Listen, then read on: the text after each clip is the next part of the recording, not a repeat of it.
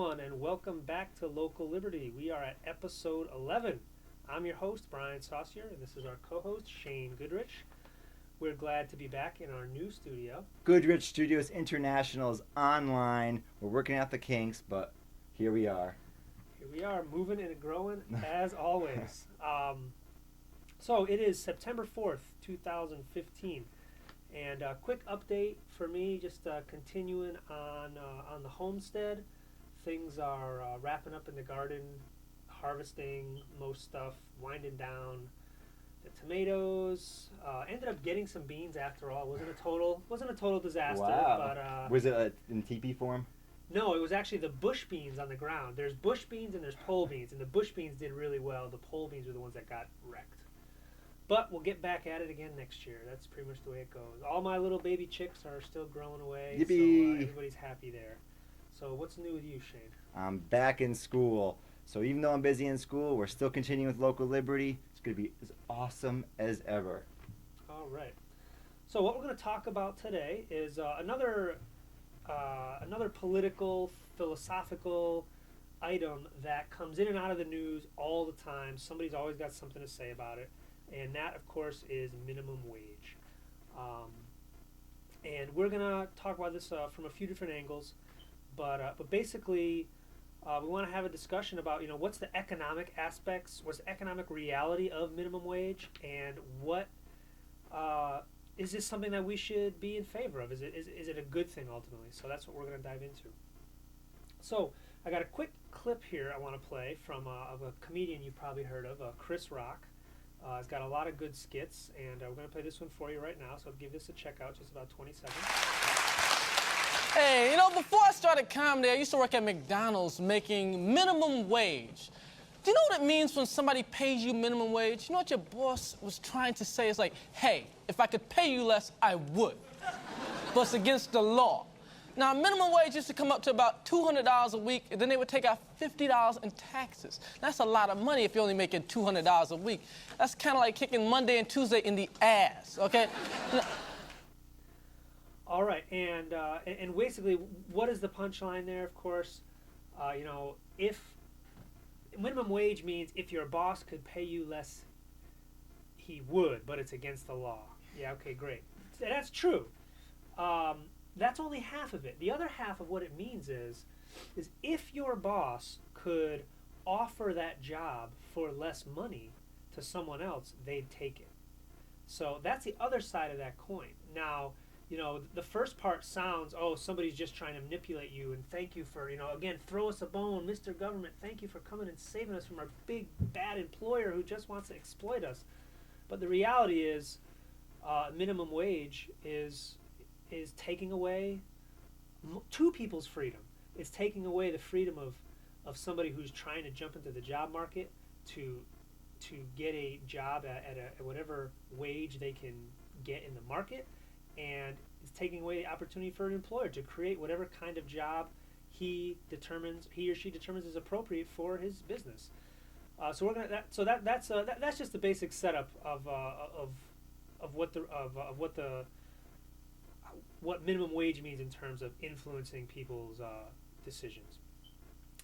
So we talked about this in some previous episodes about price controls and how devastating price controls are to the economy. To anything that you control a price for, you're going to do nothing but damage to it. We have seen this time and time again in socialist regimes and communist regimes. You just can't have centralized control of the market. You can't set prices like that. It doesn't work. It's not efficient. It actually hurts the market. Hurts the market and hurts all the players in the market. Which is us. Yep, and another theme that you'll see with a lot of things, who does it hurt the most? It hurts the people that are the most vulnerable. That's the poor. Those are the ones that get hurt the most when the markets get hurt, or when markets are weakened.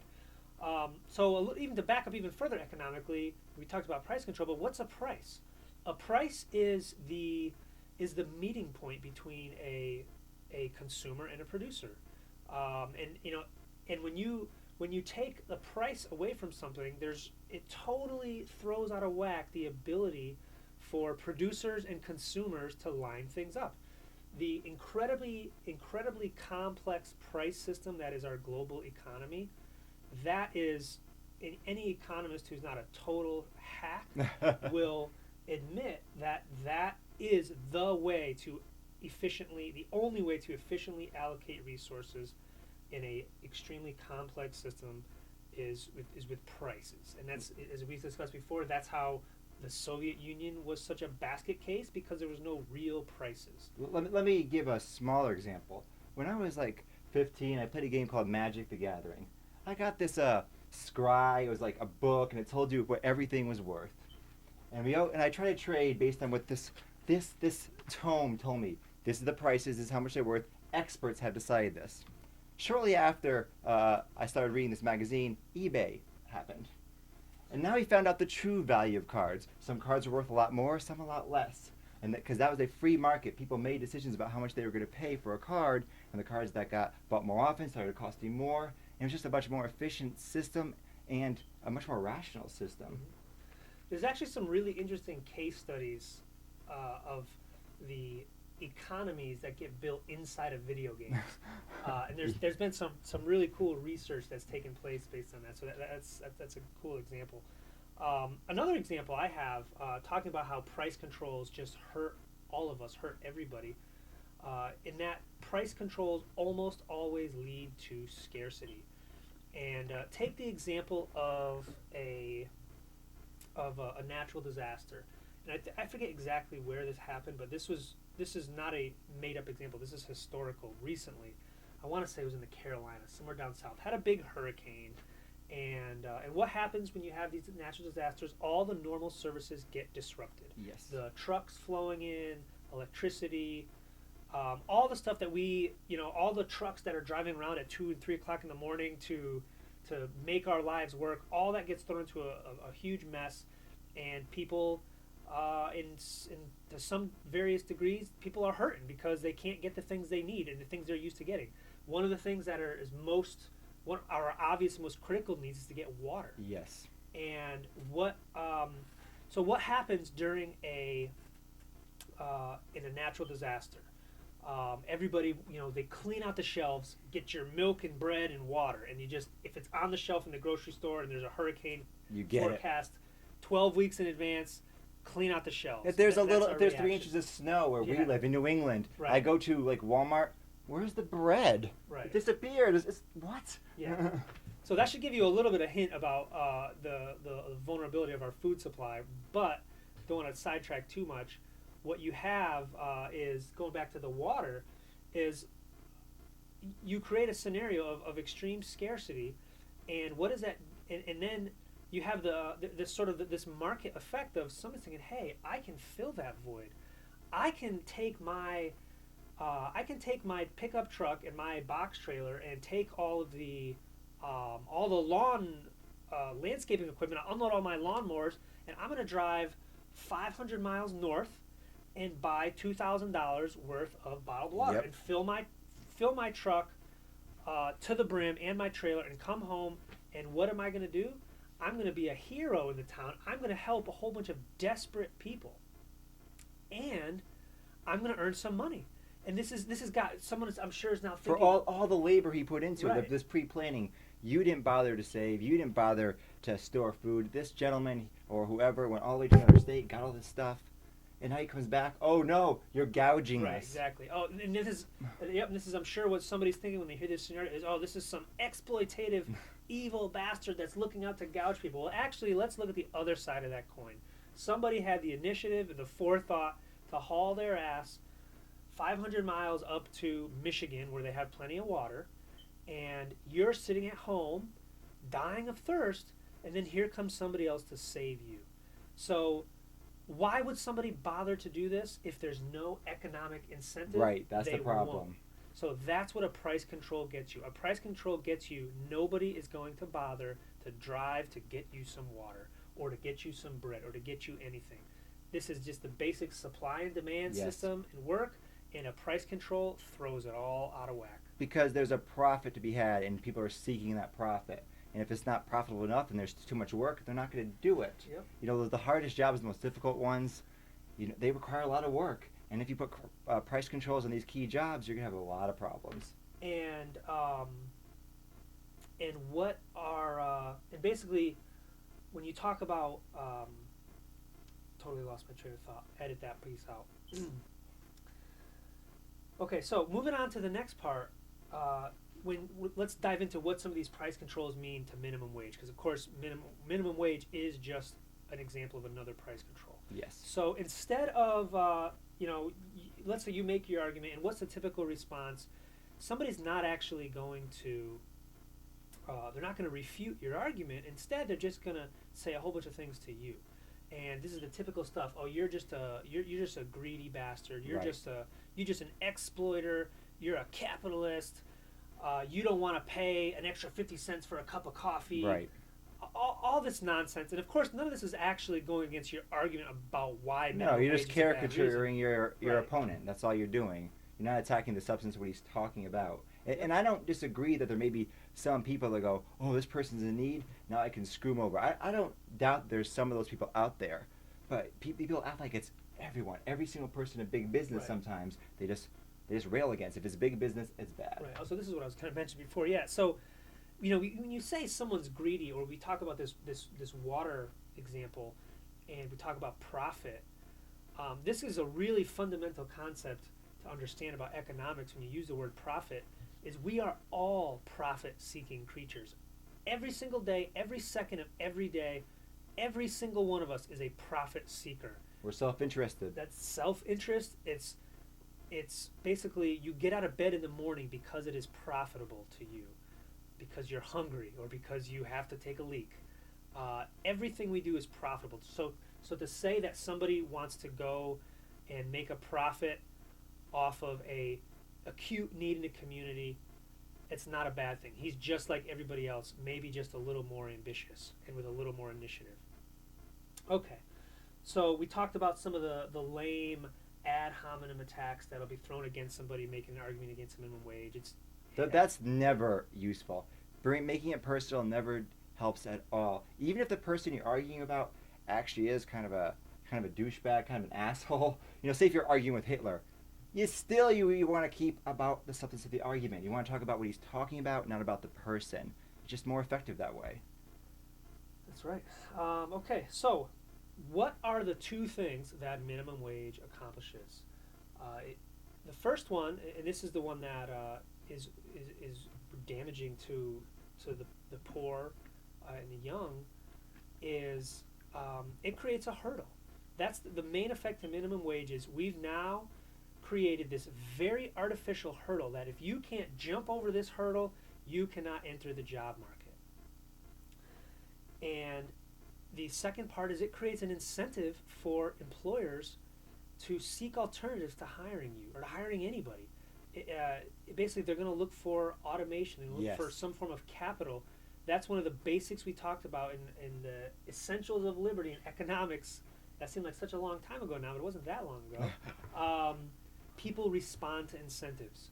Rich people, poor people, ambitious, unambitious, everyone responds to incentives. If you create an incentive for an employer to seek alternatives to hiring people, they will seek them and they will find them. If you get your $15 minimum wage, McDonald's and other corporations will replace cashiers with touchpads. They already Yes. are. You go to Chili's and there's a touchpad at every table to order certain things. That's a sign of things to come. That's where minimum wage is going to land you. So I should interject here for a moment, because I actually do want like a kind of a living wage for people, but I just don't think the government can actually do that without hurting people. Like I would like for somehow some magical way that exists, so everyone has be able to take care of their basic needs. But this method you're trying to use, trying to force people to do it, and especially small business owners. I don't really give a fuck about McDonald's. I don't really care. But you're hurting the little people. You're hurting the mom and pop stores the most. The people that you often say, oh, we're on the side of them. We're not on the side of big business. But big business can take it, and the mom and pop stores can't. So you're actually hurting the people that you want to help the most. Well, it's worth noting that most McDonald's are owned by mom and pops that just operate a franchise, just for that particular example. But, Well, I compare, like the local McDonald's, owning 4 McDonald's is a little different than just owning Greg's Pizza. well, not Either way, it doesn't matter. right. They're still From- getting screwed over, and they from an- still don't right, deserve from it. an economic Right, they still don't perspective, deserve it. They have the same incentive. The big shops and the small shops have the same incentive, and I think it's important to, when you talk about, to keep the conversation about big business versus small business separate from cronyism versus free market enterprise. You could set. There's nothing wrong with a gigantic company that we talked about, Amazon, that they have achieved market dominance by providing value to people. So I don't like to draw the differentiation between big versus small. Well, I'm specifically was targeting those fast food places and maybe Walmart. I love Amazon, but even those large businesses, I like them, but I still would prefer if they have the money to pay their employees more. But the force is the problem. It's like me just forcing them to do it. They're just gonna look for ways around it, like you said. You know, there's some companies that they want to pay their employees more. All these is a chain where they pay their cashiers quite a bit. It's quite a like $14-15 an hour. I would prefer people do that, but it's their own private choice to make that choice. I'm with you there. I prefer. A prosperous world for all is a better world, and Right. that's why I'm here talking about economics. It's how we get there. And we get there through, understanding understanding the basics of economics, Right. and that's actually what I'm going to talk a little bit more about next. So actually that leads right into my next point. Is, if this whole, if the job market as it stands is not working out for you, I have a little bit of information I want to share with you to hopefully get things a little bit clearer in your head about how people earn more money. And as we just mentioned, the last thing you should be doing is lobbying the government to take choices away from other people, namely employers. I gotta screw him over first before he screws me over. I say it all the time. It's this common thing that happens. It's horrible. Democracy in action. So, Tyranny of 51%. Yep. So basically, instead of lobbying the government to artificially set a ladder over which you may or may not be able to climb to get your entry into the job market, you need to do a few things. First is accept that the only moral way to increase your wages is to increase your productivity. And by productivity, I mean the rate at which you produce value for others. If we're talking about a division of labor economy, we have specialization, where I do something well and I get money in exchange for it, and somebody else does something well and they get money in exchange for it, and then we all use our money to trade with each other. That's the real economy. That's the way almost every single person on the planet exists today. The way you do that, the way you increase your wages in that economy, is to increase the value you produce for others. That is the way to do it, not getting the government to point a gun at somebody and say, you're going to pay him this much or else. If you want to lobby the government, lobby them to get rid of the fucking credentialing system. Everything, every job you can imagine. Oh, you need a certificate. Oh, you want to braid hair? Well, you need a government rubber stamp on that. It's ridiculous. It's a hurdle to actually doing things. And they just proliferate. There's more and more of these artificial barriers that make no sense. And can you explain these to me, Brian? They baffle me. I really get angry about this. I can explain them in its simplest form. The credentialing system is just another way of license. It's a corollary to licensing. It is licensing, and a license is to sell you, is to take a right away from you and sell it back to you. The why, for me, is very simple. It's the why of anything else to do with government. It's a very effective way to make sure you're still able to extract some wealth from people. So that's the why. So it's a way to transfer money from the braiding hair, interior design. Mm-hmm. So many of these jobs require actually quite a few 100 hours sometimes of some training course or some other nonsense, just a hurdle just to get this piece of paper. Until the taxi monopoly, until recently with medallions in New York. Luckily that's been broken now by Uber, but for now they're not giving up without a fight. Yeah, and Uber's trying to become a monopoly themselves, and use government trying to screw each other over. Braiding hair is a productive pursuit. If you're doing something productive, the parasitic class, and that's, I don't think we'll touch on it tonight, but that's the real class warfare. That's a topic for another day. If you're doing something productive, somebody in the parasitic class wants a piece of the action. That's pretty much what the credentialing system boils down to. So back to what you need to do if you want to get out of minimum wage. The first we mentioned was you need to first just understand that you have to increase the rate of your productivity. The next thing to understand is to gain a basic understanding of what capital is. We spent a few episodes back, we had a whole segment talking about capitalism.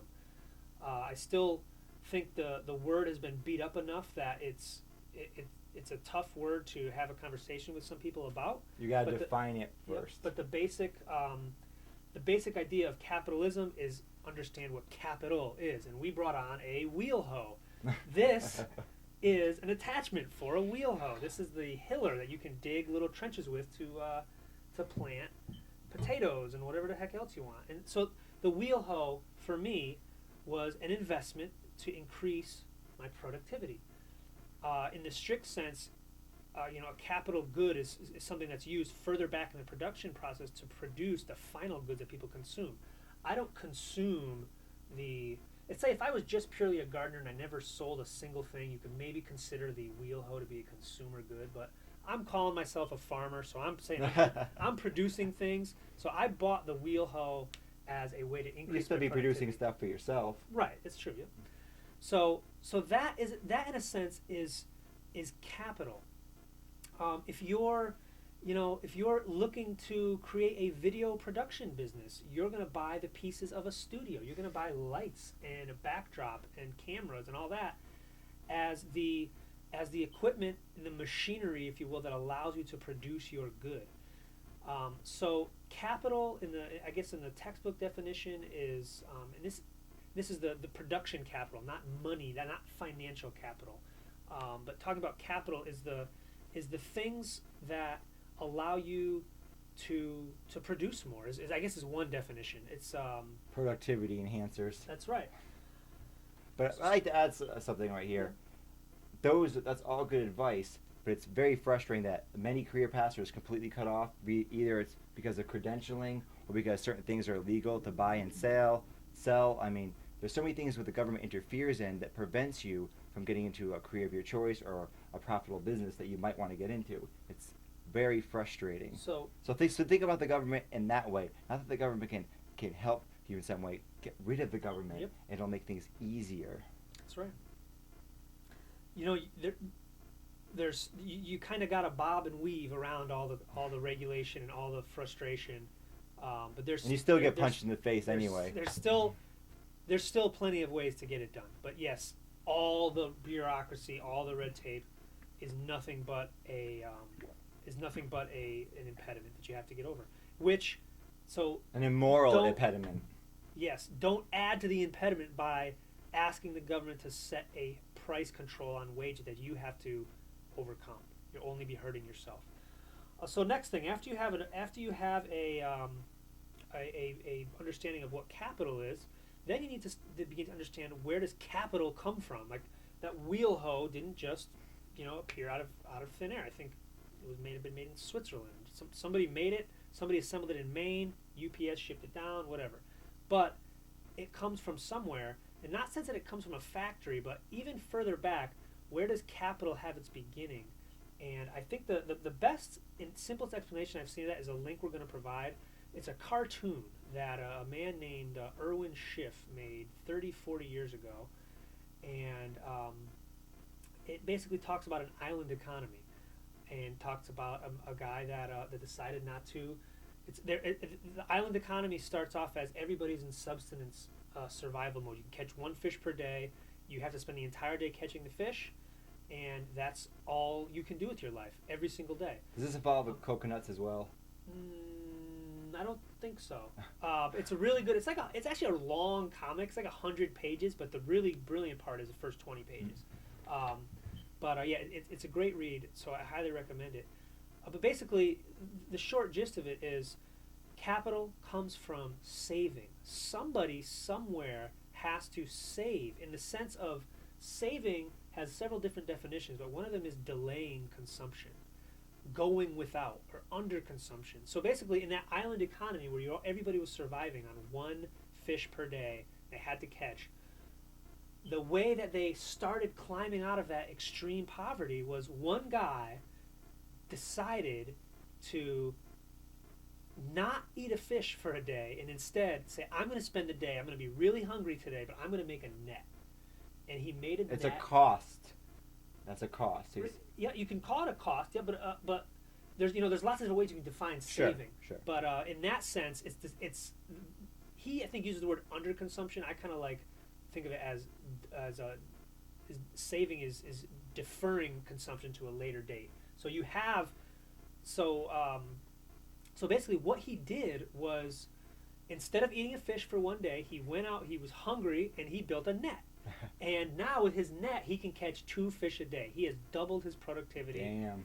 And the world from there, fast forward 10,000 years, and you have New York City and a whole bunch of other things. So basically, the idea, but the whole point of this, back to our minimum wage discussion, is understand that somebody somewhere had to sacrifice, scrimp, save, plan, go without. Somebody had to not just be on subsistence or burn every dime they had on coke and hookers in order to create some capital. So now we have some capital, and now what's going to happen with it? I'll talk about a little example, but then the final piece is to understand that if you want to increase your productivity, if you want to rise above minimum wage, the most common way, the easiest way, is to find some employment that involves some serious capital. And in this country that used to take the form of 30, 40 years ago, that was for most folks was go to work in a factory. Even had some great factories here in Willimantic, had a very rich manufacturing history. We're called Thread City for a reason. Yep, those manufacturers who, just on the face of creating a factory and allowing a lot of people to have a productive life, they were not evil. They actually did something extremely beneficial for Willimantic in creating these factories. That was an example of a way you could tie your existence into an employment via intensive capital very easily. I gotta say, I don't like that example because early on in the mill's history, they were terrible places to work. I mean, the people cut their hands off, their fingers off, and they say, "Okay, here's a day's pay. See you later." They hire child laborers. They'd force them. They'd hire a family. I think that word "force" you got to be careful not to use, because that's the one question.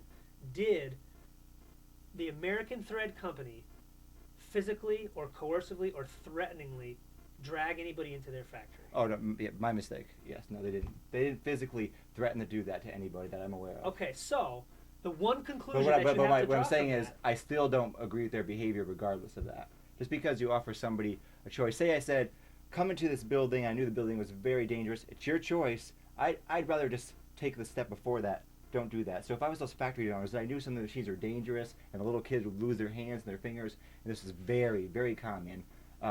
I would try to take more steps to prevent that, and they didn't because they weren't valuable to them.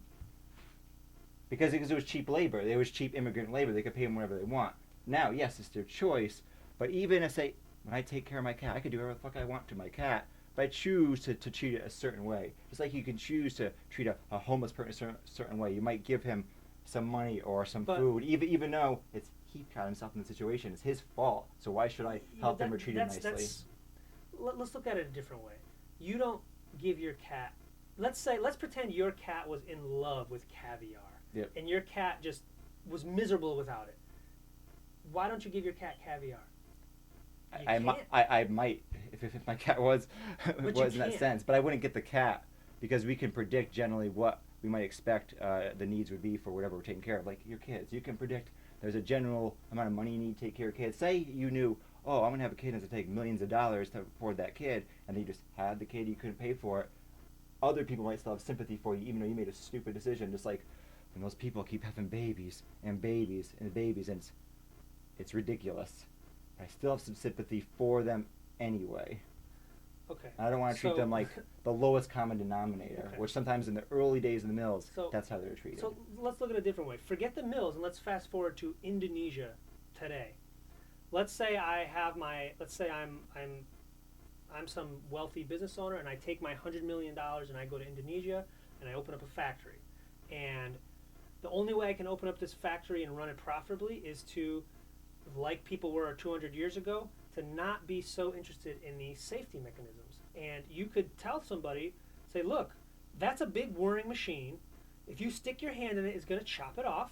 So you shouldn't do that. But in order to run this factory profitably, which means, say, to run it at all, because it's not going to exist if it's not profitable, all the safety equipment, all the regulations, that's just not going to be there on day one. And I open up the doors and I say, okay, if it's benefiting people's lives, yes, you can come in here, right? Then I'll go for 50 cents. And those people in those countries, just because I have a general knowledge of the situation, they're generally actually paid more than the local factories. When Nike goes into these third world countries, they pay them double. They have air conditioning. Yeah, they're working 10, 12 hours a day, but it's so much better than all the competition out there. They're actually treating their employees better because they have so much money. It's trifling what they throw at them. They could throw out more, but it doesn't matter. It's still so much better than those other companies. The point is they can. Right. And that's great. Right, that's just because they have so great much that money. Yeah. So they automatically improve it, even though they didn't even want to. It doesn't matter. It's just still better for business.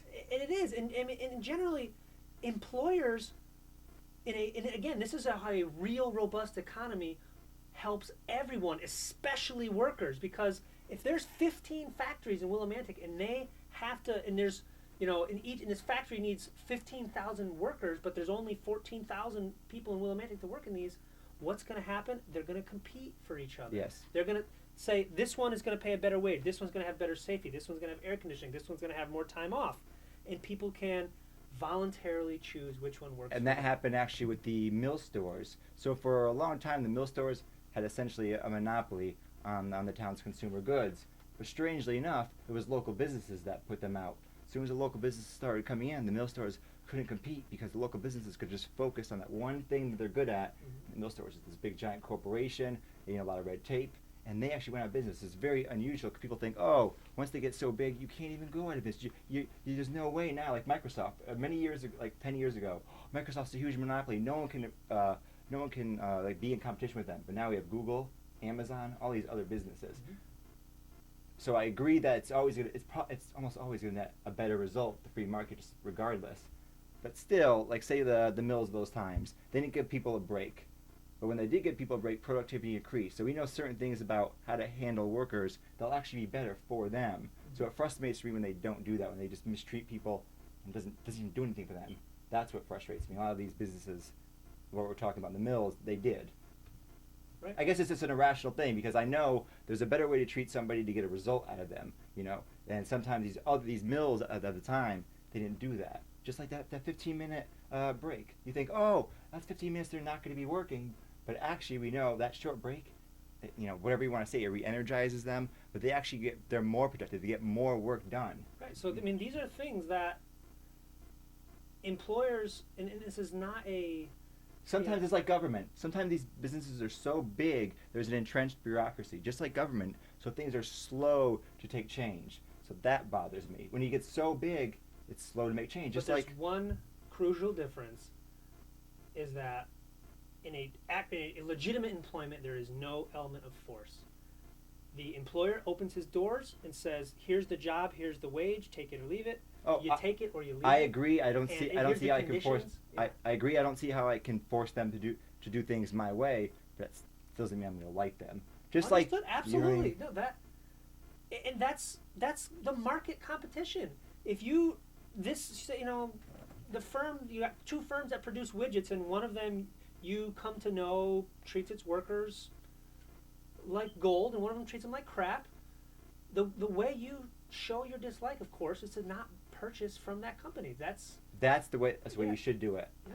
It's unfortunate. We were talking about this in the Amazon Walmart episode. So many people hate on Walmart, but then you shop at Walmart. Well, it's my only option. There's a lot of other options in town now. Mm-hmm. There was even the Willimantic Food Co-op, this giant gulf between Walmart and the Willimantic Food Co-op. These expensively priced foods, but it has the atmosphere, and they manage to maintain a business in this little niche environment. Yep. Okay, so I want to move on with one final example to hopefully have some of this sink in, and I'm going to use one of our big businesses in town, Willimantic Waste, and I have no relationship with Willimantic Waste. I know nothing about their hiring practices. This is just a purely hypothetical example. So basically, imagine two guys walk in to their HR department and looking for a job. And the first guy, we'll call him Bob. He doesn't have a driver's license, doesn't have any appreciable skills. He walks in with a radio flyer wagon and says, I want to pick up garbage for you, and the only way I can do it is to walk around town with this wagon. And I'll be happy with minimum wage. So that, I'll take $8 an hour to walk around town with a wagon all day and bring some garbage back to your plant. I wouldn't do that. It'd suck. Hire this guy. He's a hard worker. You gotta change what he's using. Right. So let's assume this is a really diligent hiring manager, and he's not going to pass up any opportunities. So he gets out his pen and paper, and he does some quick calculations, and he figures out that this guy can bring home 20 bags of garbage a day, and that's going to equate to $5 an hour of value that he's going to produce for the company. And then he says, all right, well, minimum wage is $8, so ain't happening. Not going to hire the guy. Then Jim walks in, and Jim has a driver's license. Jim is one of those Class C licenses.